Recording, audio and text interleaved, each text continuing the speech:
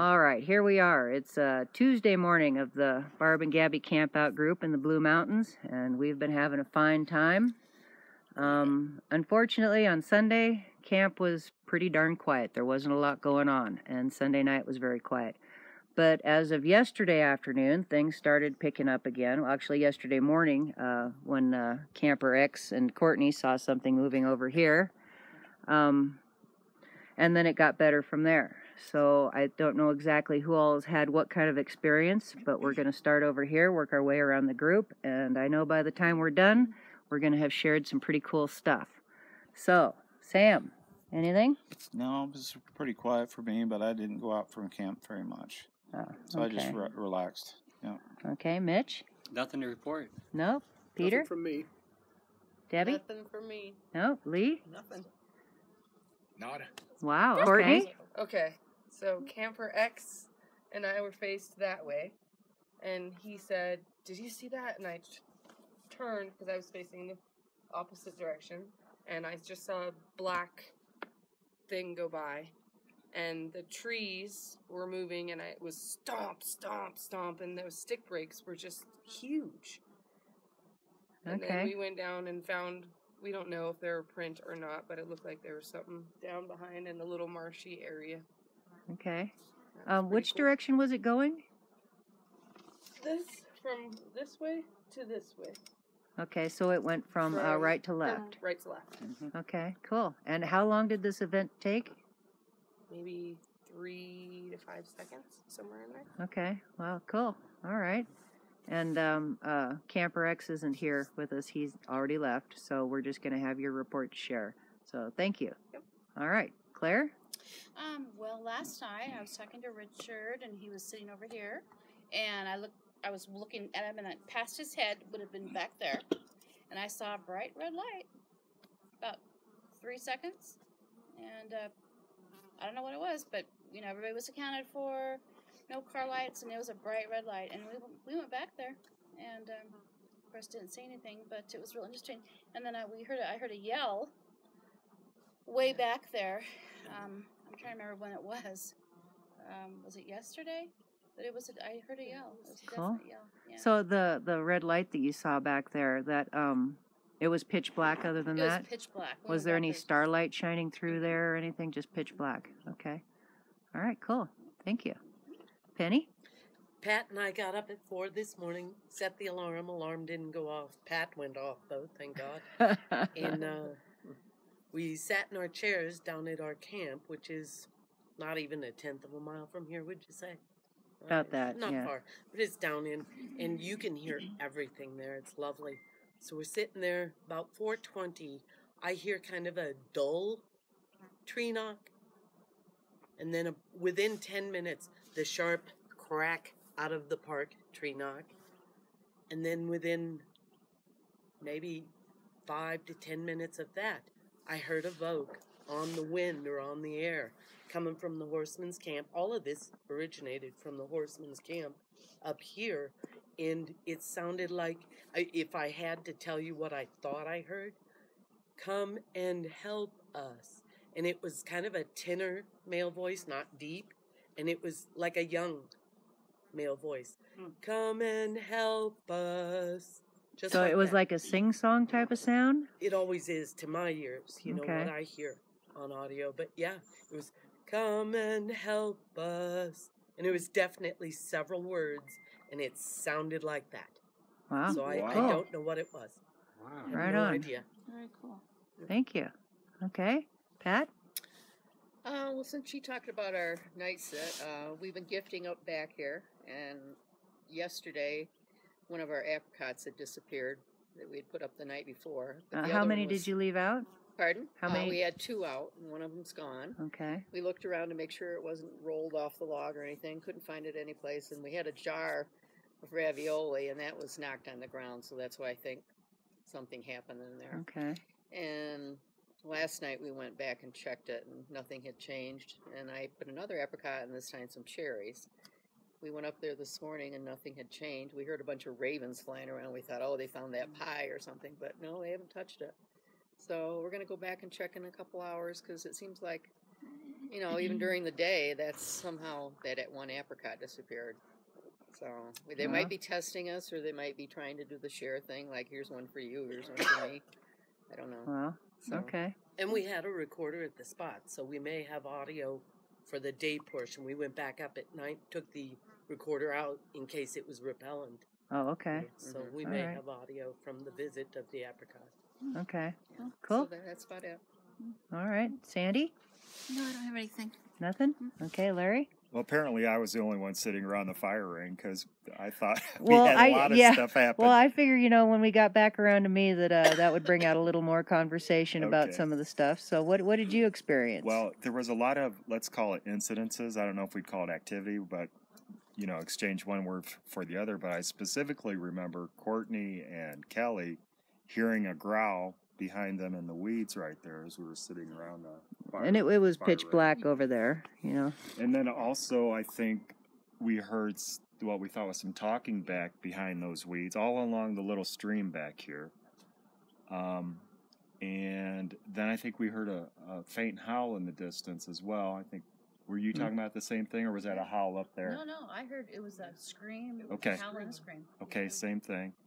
And then, after the group kind of broke up for the night, it was just, as you know, you and Sam and I sitting around the fire ring. And it was pretty quiet till we unplugged all the lights and we let the fire burn down. And then it started to get real active. A lot of movement going on behind us there around the stream. We thought we could hear some stuff over this way too, but we weren't sure. The balloons were freaking us out Yeah, and as far as eye shine. Yeah, you that's know? what kept happening to me around the campfire. Yeah. last night. we're gonna have to move those balloons. The Might be good. shiny balloons here, when they're floating on the breeze and a light catches them and it looks like eyes that are moving, it over and over and over. You look that way and get a little startle. Sorry, Camper X. Yeah, we're gonna have to move the balloons. And we heard it sounded. What did it sound like, Barb? It was definitely coming from the shed. Was it like a heavy scratch? Well, it was a big sound, and to me Yeah. it sounded like wood on wood. Like it wasn't necessarily a knock; it was more like a rub, like something hit the side of one of the buildings. Piece of wood hit it, and something like that. Yeah, it was. But like, it was big. It was like a scratch, whether it was a wood or a claw or whatever. It sounded like a heavy scratch on the wood. But we definitely all three heard it and looked that way and talked about whether it was a bear or not. And then the two of you decided you're going to get up and do something else, and I wouldn't let them. I'm like, okay, you can go one at a time. One of you is staying here. When the other one gets back, you can go. But Don't leave me alone. that's right. I'm not even from Washington. They're going to talk about a bear and then leave me sitting here alone with a fire that's almost dead. That's why we caught a ride down after they said they heard the growl and it might be a cougar or a bear. We're catching a ride, not walking. That changes things. Wow. And as far as my direct experience during that time when the fire was low and just the three of us, that's all I had. But I know you got more to add. Yeah. Okay, so while the group was all sitting here, Courtney and I were kind of side by side road over here on the other side of the fire pit, and numerous times we heard things back in here. There was I think first there was maybe a distant yell that, like, similar to the ones we heard on our night walk the first night, except much closer. I mean, not close enough that the whole camp heard it, but we heard it sitting over there. And then, there was a lot of rustling, a lot of movement, and, one by one, everybody kind of took off and went to their own personal camps, and it got down to, it was just Sam and Larry and I sitting over here. And, Sam turned off some of the flashing decorative lights that we have, so we had a little more darkness in here. And it picked up. Like Larry said, at one point, right over here, we heard this very heavy, loud wood noise. So I was facing this direction. I'm sitting over there. I'm facing that way. Larry and Sam are both facing back this way. And right off the corner of the guard station here, maybe 6 feet off the ground, I see a little red light. Just comes on long enough to look at it and go, that's a red light. And then it went off. And I sat and watched that spot, and about 30 seconds later, I saw two pale eyes, kind of a yellowish, grayish color, about maybe 10 inches apart, maybe the size of ping pong balls. They just turned on and they turned off. And that was pretty exciting. And I just kind of sat there, my jaw kind of dropped a little, and it took me several seconds before I could say, guys. There were just eyes right there where we just heard that bang. So that was pretty exciting. All right, so anybody got anything else to throw in? That's it? Okay, well, I guess that wraps up our Tuesday morning camp out meeting. Thank you all so much, and I can hardly wait to see what's going to happen next. Yay! Yay! Do it across the bottom of the doorway there. Right in this area? Yeah, Yeah. or maybe even the steps, Yeah, do across the the front of the steps. Okay, because these aren't disturbed, so we know this wasn't. Yeah. No, that's No, not that's big not enough. it. Do the front of the step. You mean like this or this? No, on the face of it, down below, there. Nope, not big enough. That's it. That's it. That's it. That was That's it. pretty close. Yeah, that's right on. Cool. Thank you, Penny. Absolutely.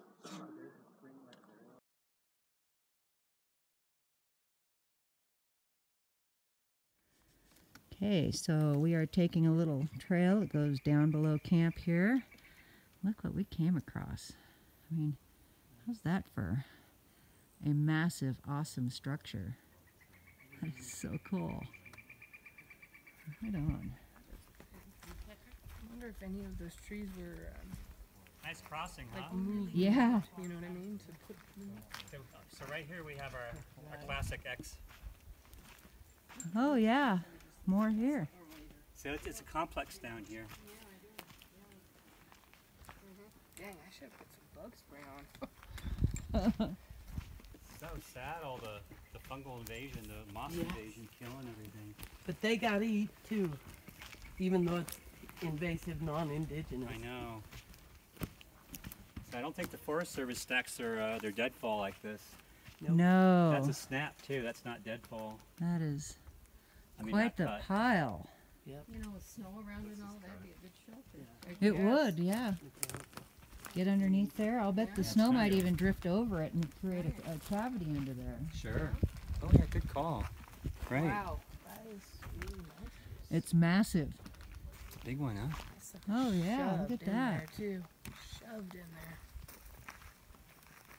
Wow. That's a classic, isn't it? Oh yeah, from two different directions. That is a that's a tree splitting off and then shoved in. Well, there's a root ball right here. There's a from root that ball, one. yeah. So that one was pushed that way, and this one fell from over here. It's a much longer tree, and it's just the top up And in that could there. be that's a bend, double tree bend over here. Yeah, look It over could be there. snow load though. Yeah. This is look right here though, Barb. This is interesting right here though. This is all Yeah. stuff wedged together and see. Just a little tangle. Yeah. And this big old one is on top You of have- this you have one. your break down pinned underneath that. They're pinned. These guys are pinned, wedged. And that tree is the little one that's bending is actually an offshoot of that large tree. Right.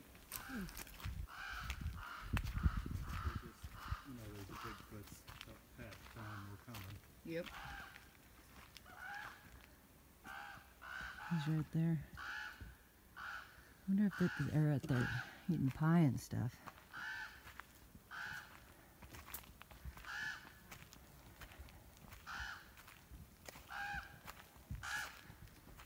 There's two of them. They're sitting there together on that stump. You see them? Yeah. Oh, four.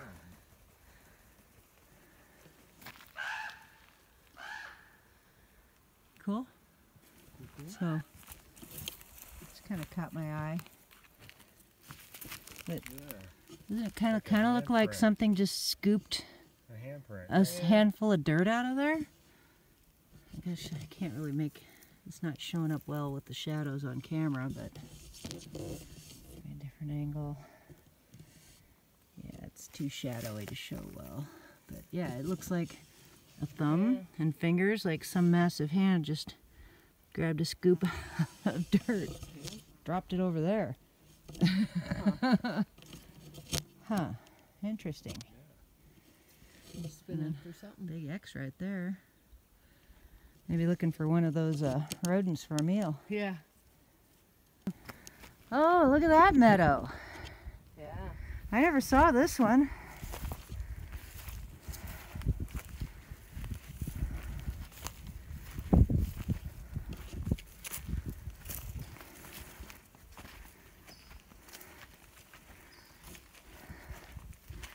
Wow, this one's massive. Wow. Cool. That tower I was talking about. Oh, okay. Now, see, that's not what I saw. I just saw like a cement thing in the ground.